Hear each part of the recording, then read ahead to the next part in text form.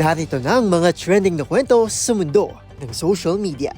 Pamimili ng isang bata mula sa sangkaterbang school bags sa department store sa pool sa video.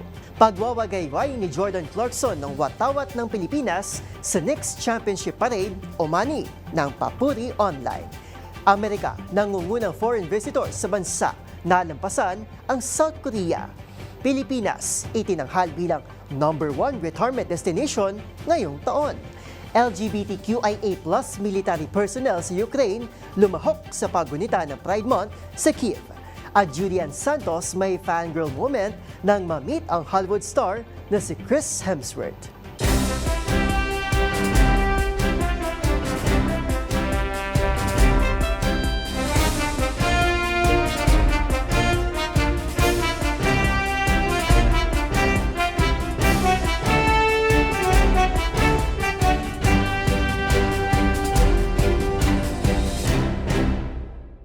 Iba't ibang mga nagva-viral na kwento na naman ang ating pag-uusapan.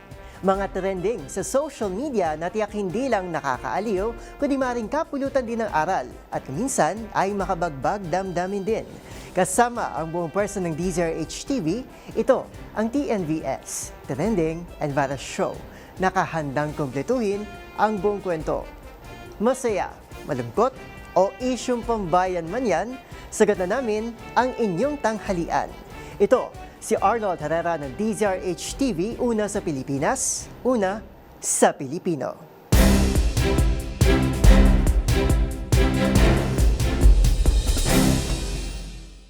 Para sa ating unang istorya sa tanghaling ito, isa na marahil sa mga pinaka-exciting na bahagi ng pagiging estudyante ay ang pamimili ng bagong batch ng school supplies, mapamall o divisorya man yan. Pero sa sobrang dami ng magagandang options na pwedeng pamilian, exciting pa rin ba kung tila isang batalyon ng gamit ang ihaharap sa iyo? Gaya sa viral video na ito. Silipin ang report. Sa dami ng pwedeng pamiliang options, normal na eksena sa Divisoria at maging sa mga mall tuwing pasukan season ng halos walang katapusang window shopping para ika nga nila mahanap ang the best of the best. May ginagawa ito para makatipid at makarami. May ilan para makatsyempa ng discounts o bundle promos. At mayroon din namang para mahanap ang disenyo at kulay na pasok sa kanilang personality. Tila ito kasi ang live na nasaksihan ng netizen na si Mills habang namamasyal ito sa loob ng isang mall sa Quezon City noong May 10.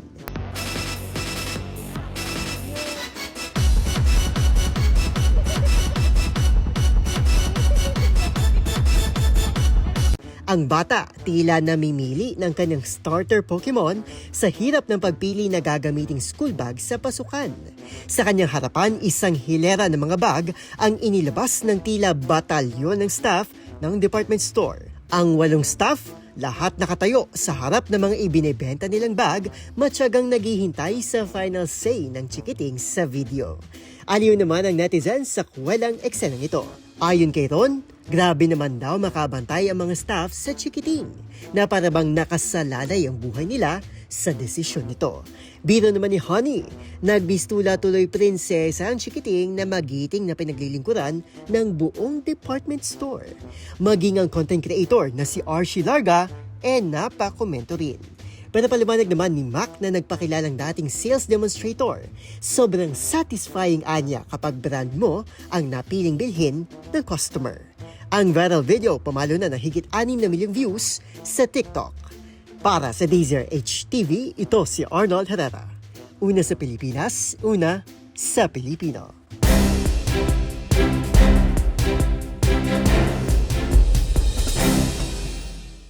Sa ating susunod na viral story, usap-usapan online ang pagiging #ProudPinoy ni New York Knicks shooting guard Jordan Clarkson matapos mag-viral ang kanyang video habang winawagayway ang Philippine flag sa championship parade ng Kupunan. Narito ang report ni Mili Borja. Umani ng papuri sa social media ang pagpapakita ni bagong koronang NBA champion Jordan Clarkson ng watawat ng Pilipinas sa championship parade ng New York Knicks, kung saan inilarawan ito ng marami bilang isang nakaka-proud na pagpapahayag ng kanyang pagiging Pilipino. Nakita si Clarkson ay winawagayway ang watawat ng Pilipinas habang nakikisaya sa pagdiriwang sa New York City matapos makamit ng Knicks ang una nitong NBA champion sa loob ng 53 years sa pamamagitan ng 94-90 na panalo kontra sa San Antonio Spurs sa Game 5 ng NBA Finals. Mabilis na kumalat online ng mga larawan at video ng nasabing eksena kasabay ng mga papuri mula sa mga netizen. Isang ex-user ang nagsabi na Jordan Clarkson really out here carrying the Philippines on his back, kasabay ng pagbibigay diin sa matagal ng ugnayan ng manlalaro sa Gilas Pilipinas at sa kanyang paglahok sa mga international na torneo katulad ng Asian Games at FIBA World Cup. Ipinaalala rin ng nasabing post na matagal nang inaangkin ni Clarkson ang kanyang pagiging Pilipino dahil ang kanyang ina na si Annette Tulao Davis ay tubong Bacolor, Pampanga. Samantala, marami rin na nagtatanggol sa NBA star laban sa mga paratang na Pinoy baiting at sinabing tunay na pinagmamalaki lamang nito ang kanyang pinagmulan. Ayon sa isang Reddit user, simple pero makapangyarihan ang pagwawagayway ni Clarkson ng watawat dahil malaki ang kahulugan nito para sa mga Pilipino sa iba't ibang panig ng mundo. Dagdag pa niya, hindi ito isang paraan upang makakuha ng atensyon ng mga Pilipino, kundi pagkilala sa matagal ng pagmamalaki ng mga Pilipino sa tagumpay na kanilang mga kababayan sa pandaigdigang entablado. Isa si Clarkson sa mga pinakakilalang NBA player na may dugong Pilipino at ilang beses na rin niyang kinatawan ng Gilas Pilipinas sa mga kompetisyon sa FIBA. Samantala, dinagsal ng libu-libong tagahanga ang Lower Manhattan para sa championship parade ng Knicks na nagdiwang ng kanilang makasaysayang pagbabalik sa tuktok ng NBA bago tumanggap ng mga simbolikong mga susi ng lungsod sa isinasagawang seremonya sa City Hall. Para sa DZRH TV, ito si Mili Borja, una sa Pilipinas, una sa Pilipino.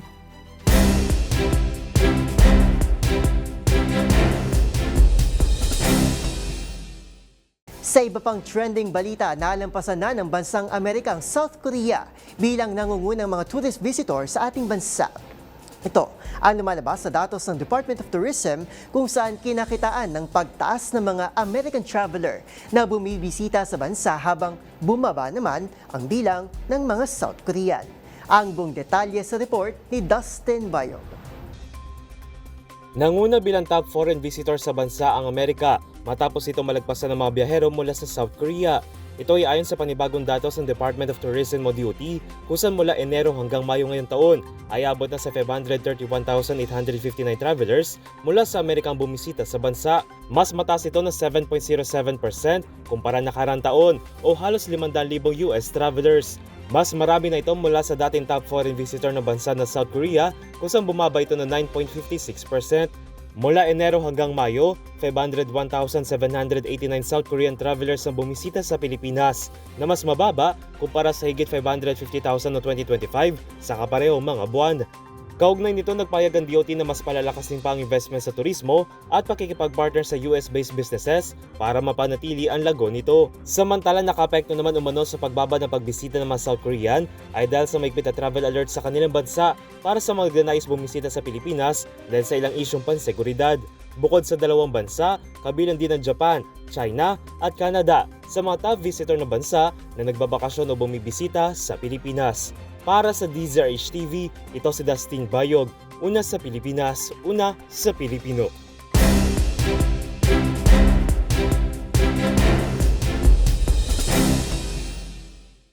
Samantala, usapang destinasyon pa rin tayo. Nangunang Pilipinas bilang retirement destination ngayong taon base sa isang international index ng Expatriate Group.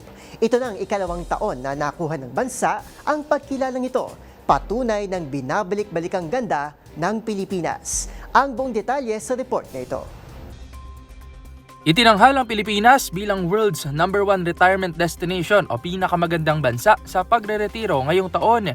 Batay ito sa Retirement Abroad Index 2026 ng UK-based insurance provider na Expatriate Group. Ayon sa Department of Tourism o DOT, nanguna ang bansa sa nakuha nitong score na 78 out of 100 pagdating sa cost of living at madaling pagkuha ng retirement visa para sa mga dayuhan. Niranggo ng index ang mga bansang pinaka-retiree friendly sa mundo batay sa kalidad ng pangangalagang pangkalusugan, accessibility sa visa, mga kinakailangan sa health insurance, cost of living, expat community at integration. Ayon sa DOT at Philippine Retirement Authority, patunay ang pagkilalang ito na nananatiling kaakit-akit ang Pilipinas para sa mga dayuhang naghahanap ng abot kaya at komportableng pamumuhay matapos magretiro. Ito na ang pangalawang pagkakataon na ang Pilipinas ay kinilala Kasunod yan ng 2025 TripZilla Excellence Award na ibinigay sa bansa bilang Best Retirement Destination sa Asia, na lalong nagpatunay sa pagiging kaakit-akit at binabalik-balikan ng bansang Pilipinas. Para sa DZRH TV, ito si Rovic Manuel. Una sa Pilipinas, una sa Pilipino.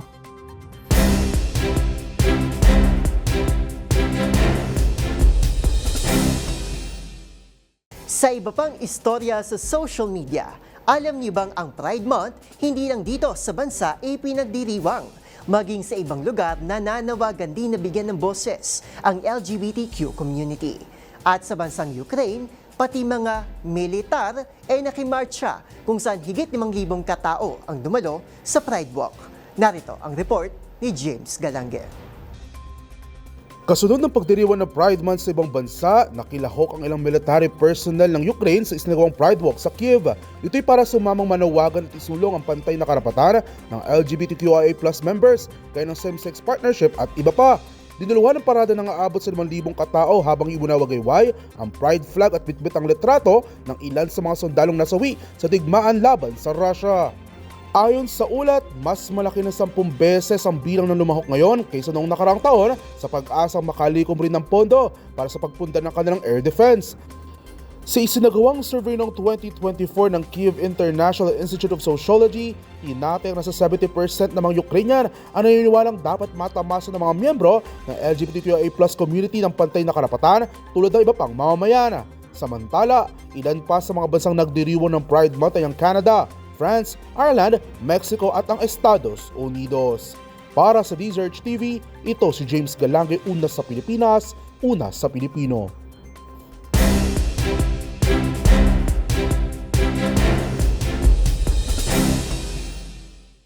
At sa mundo ng showbiz, all smiles ang aktres na si Judy Ann Santos kasama ang mga anak sa picture na in-upload kasama ang Hollywood star na si Chris Hemsworth. At ang mister naman nitong si Ryan Agoncillo, may hirit na nagpa-good vibes sa netizens. Narito ang report ni Showbiz Angel. May fangirl moment si Judy Ann Santos at mga anak na sina Johan, Lucho at Luna nang ma-meet ang Hollywood star na si Chris Hemsworth. Biro nga ni Angelica Panganiban, tila hindi na raw nakontrol ni Juday ang kaniyang smile habang may nagsabi pa ang Cristala Meat Store. Hirit naman ang mister nitong si Ryan Agoncillo dahil sa love ng kanyang misis at mga anak, feel niya ay 6'4" din siya. Sa ipa ng TV host, 3 hours lang daw ang kanyang tulog sa picture na ito. Nasinakyan naman ang mga nagsabing, ikaw ba yan, Kuya Ry? At may humirit pang ganda raw ng shades ni Ryan doon. Kasunod naman yan, isang heartfelt Father's Day post ang handog ni Juday para sa mister. Tampok ang ilang sweet moments ng mag-aama. Samantala, maliban naman sa kanyang iconic character bilang Thor sa Marvel Cinematic Universe, ilan pa sa mga pinagbidahan ni Chris Hemsworth ay Extractions, Men in Black International at Snow White and the Huntsman. Para sa DZRH TV, ito ang Showbiz Angel, una sa Pilipinas, una sa Pilipino.